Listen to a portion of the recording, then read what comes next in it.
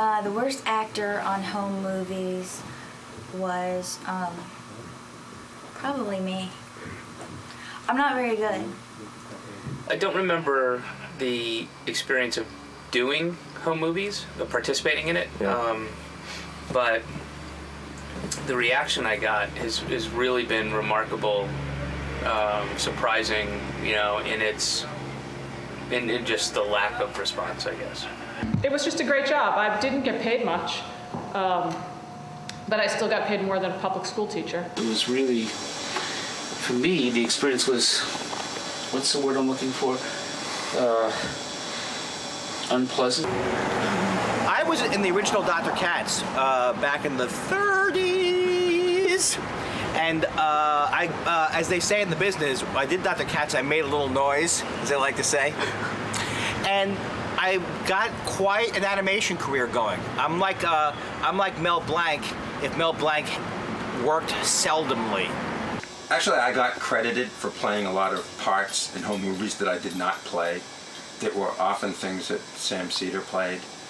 Oh, really? So I put it on my resume anyway. And I first met Brendan at a place called the Hong Kong. Had comedy on the third floor in a small room, and I did a sketch with Brendan, and people were there from Dr. Katz who knew me, and the rest is kind of history. Brendan and I have done things together since, including home movies. Let's go there now. Brendan and I used to live together, when home movies first got picked up on UPN for the first 2 episodes, and I remember Brendan he'd always bring back stray cats. He always loved stray cats, and he'd put them to sleep.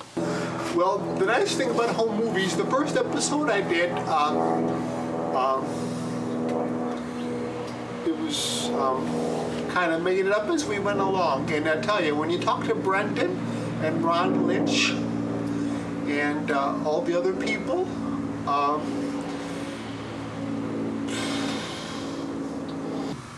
I have something about me that people like, but they don't like it a lot.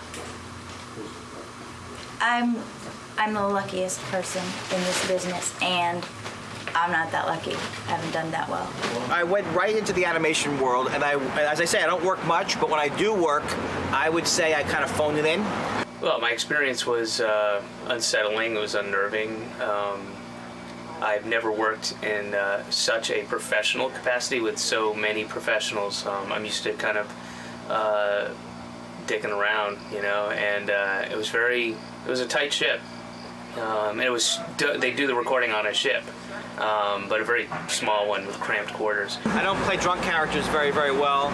I don't play stone characters well. I don't play a sober character that good. I can't laugh on camera. I can't cry. I can't emote. But what I can do is do this voice in different forms. I could be this guy. Hi, hello, Paula. I'm Principal Lindenson. Hello. Or I can go lower. Hi, Paula. I'm Principal Lindenson's brother, Hal Lindenson. The voice I did was more like here's what the voice I did for home movies. Brendan, what are you doing? Brendan, get over here.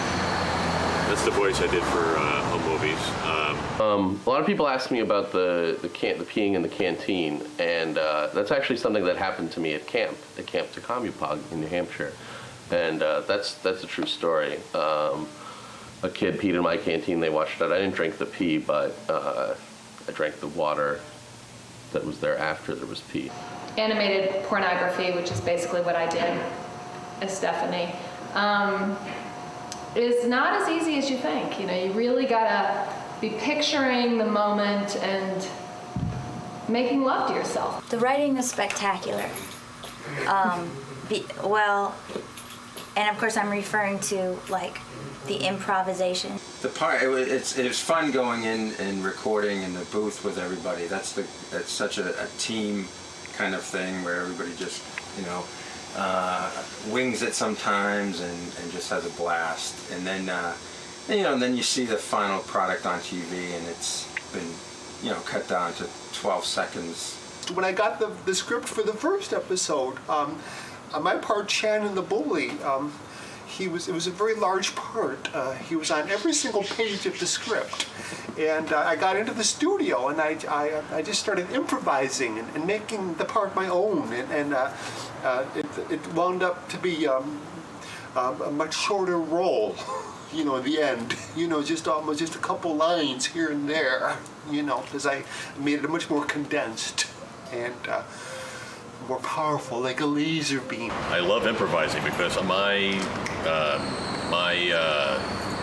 can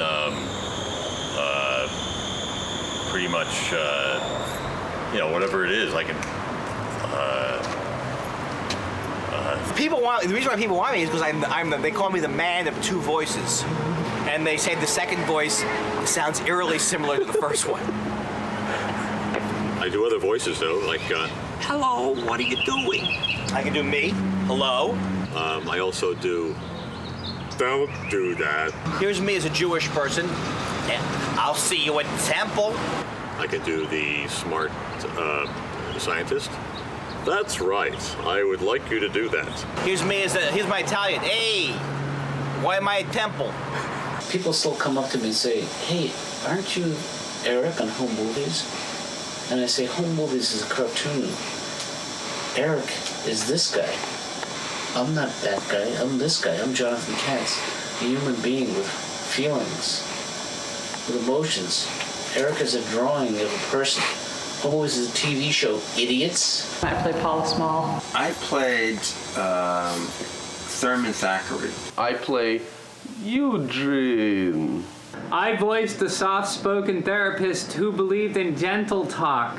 I played Lonnie and Linda. I play Stephanie. I was Mr. Lynch. I play Principal Lindenson. It was really cathartic for me to play Shannon the bully, because when I was a kid, I was always bullied myself.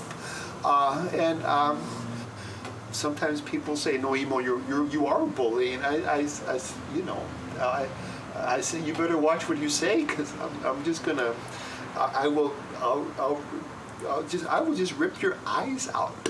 I will just take a pen and jam it into your ear and deafen you for life, and then I will just tear your skin off your face, and I will just pull it off, and I'll just put it back wrong.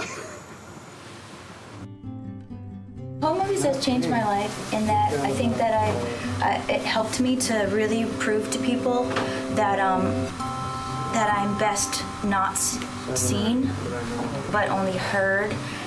How's it affected my life? I get a lot more right now because of it, and quality stuff. Well, you know, boy, if I would have done 2 more of them, I could have got health insurance. And, you know, it affected me in ways I'm not even aware of yet, you know. I'm going to cancel my subscription to the LA Times.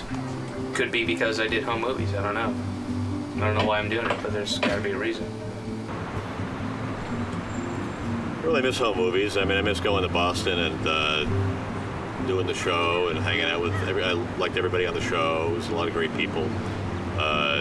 Performing at the Hong Kong, goofing around, having catfish at Border Grill, you know, getting together with my old comedy partner. And that way I don't have to live in Boston. I could just stay there for a little while and experience the stuff. But I loved it. I had a great time. That said, I missed the paycheck, and I wish the cartoon had continued, because I think I just got the character down when they stopped it. It's helped me to define who I am and go out, take that into the world, and that's how I ended up here at my new job, on my own show, my own new comedy show. It's called Eats, and I play Pamela Eats, proprietor of a very funky home-style diner, and it's quirky and it's delightful, and this is a real diner, and I work here. How home movies affect my life? Right now I'm in Wisconsin doing a college tour. Well, I'm living with my brother, but you know, he's a great guy. You know, I've got like 3 weeks of unemployment left, so I'm not worried. You know, things are gonna turn around. It's Hollywood, things turn around. I loved doing home movies. I'm not being sarcastic or snarky. I really loved it. It was one of the greatest jobs I've ever had. I miss you. I miss you, home movies. You f***ed up Cartoon Network. You f***ed up! Worst actor on home movies? Gotta be Laura Silverman.